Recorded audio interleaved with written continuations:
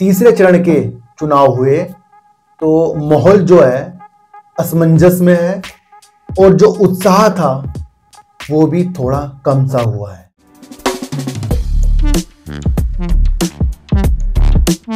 आप देख रहे हैं डीप सर्च 6 और आज बात करेंगे मार्केट की गिरावट की और बात करेंगे जो हम प्रॉफिट नहीं लेते उसके बारे में बात करेंगे और बात करेंगे वोडाफोन आइडिया के बारे में।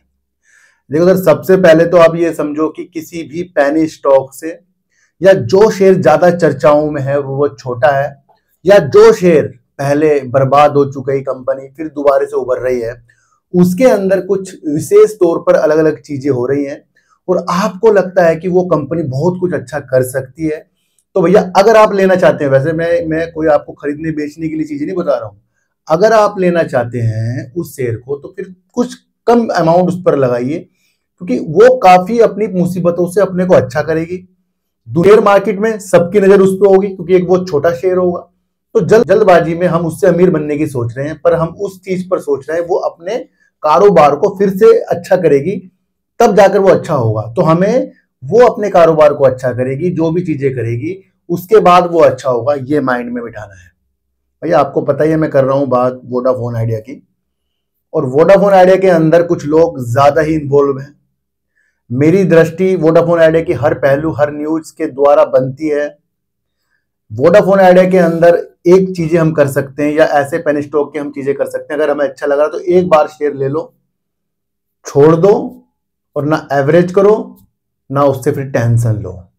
वो पैसा लगाओ जिस पैसे की आपको बाद में जल्दबाजी में जरूरत ना हो, क्योंकि वोडाफोन आइडिया के अंदर जो आईपीओ आया है वो तो सफल हुआ है, प्रमोटर भी पैसे डाल रहे हैं, वो चीजें सब सफल हुई है ना, ये आपको पता है।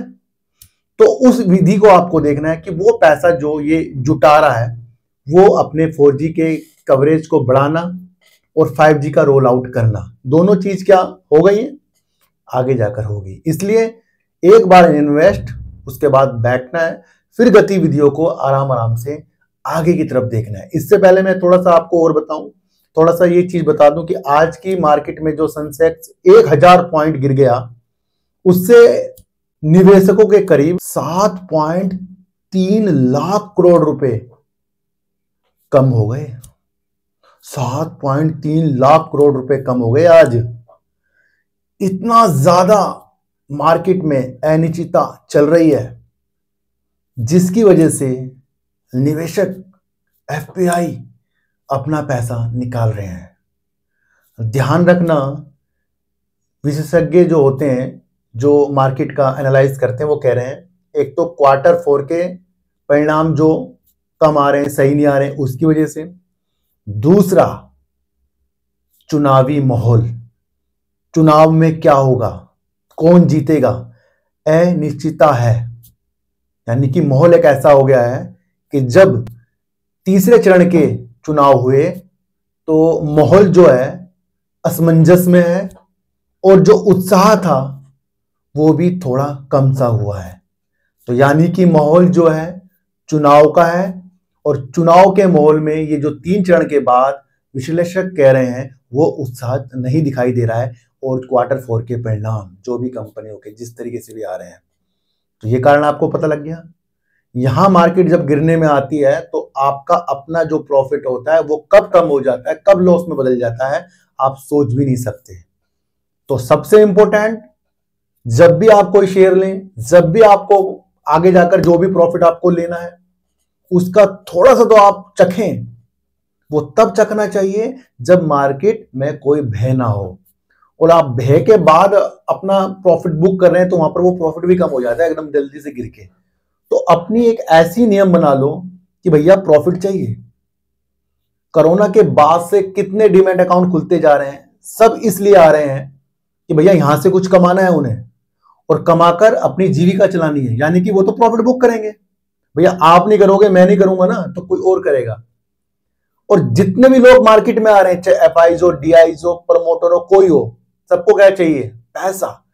क्या भैया यहां सिर्फ मस्ती करने आ रहे हैं क्या? और जब पैसा चाहिए तो आपको कभी कभी ये भी देखने को मिला होगा अच्छी अच्छी कंपनियों से भी एफआईज अपनी होल्डिंग कम करते हैं। प्रमोटर अपनी होल्डिंग कम करते हैं, डीआईस अपनी होल्डिंग कम करते हैं, म्यूचुअल फंड वाले अपनी होल्डिंग कम करते हैं, एलआईसी अपनी होल्डिंग कम करता है। क्यों करता है? जब कंपनी अच्छी है तो सबको चाहिए प्रॉफिट, इसलिए हमेशा अपने प्रॉफिट पर विशेष ध्यान दीजिए। और वो प्रॉफिट जब आप ले लेते हो तो वो गिरावट में आपको बहुत अच्छा करके जाता है और आपको लगता है भैया गिरावट हो रही है, प्रॉफिट में ले चुका हूं। तो समझिए ये महीना है ना भैया, बड़ा असमंजस का है। यहां पर चुनाव में क्या क्या चीजें होंगी वो आपको समझना है। दूसरा, हरियाणा से 3 जो इधर से विधायक उधर चले गए कांग्रेस पर, और कांग्रेस का समर्थन जो है फ्लोर टेस्ट के लिए दुष्यंत चौटाला जी कर रहे हैं। जब दुष्यंत चौटाला जी इस तरीके से समर्थन कर रहे हैं, ये न्यूज अभी मुझे देखने को मिली, तो ये भी एक सोचने का विषय है हरियाणा में।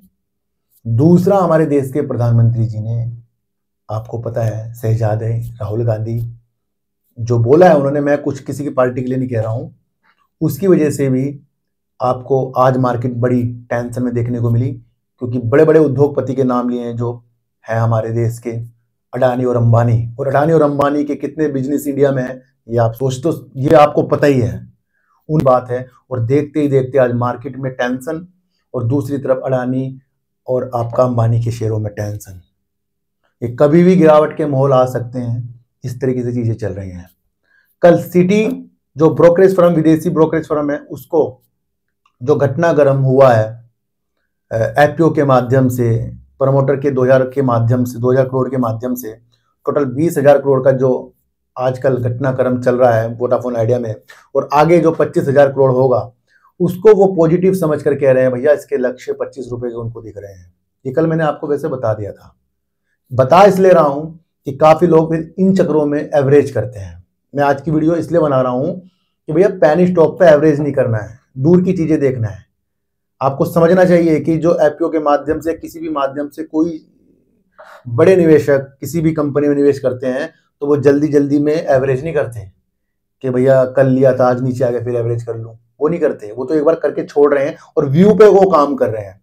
तो भैया 4G का कवरेज बढ़ेगा, 5G कब आएगा, और आगे जाकर वोडाफोन आइडिया का रिजल्ट आने वाला है, उस पर वोडाफोन आइडिया टिकने वाला है। इसलिए मैं कह रहा हूं, लोग कहते हैं सर खरीद लें, बेच लें, ये कर लें, वो कर लें।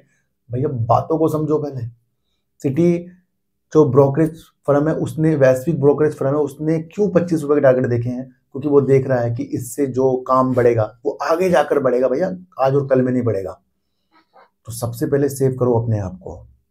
अपने 4G के कवरेज को ज्यादा जल्दी से बढ़ाने के लिए नोकिया और एरिक्सन से भी बातें वोडाफोन आइडिया कर रहा है, ये भी आपको समझकर चलना है। बहुत कुछ अच्छा वोडाफोन आइडिया में होगा, पर आगे जाकर। तो हमें क्या करना है? शांत बैठना है।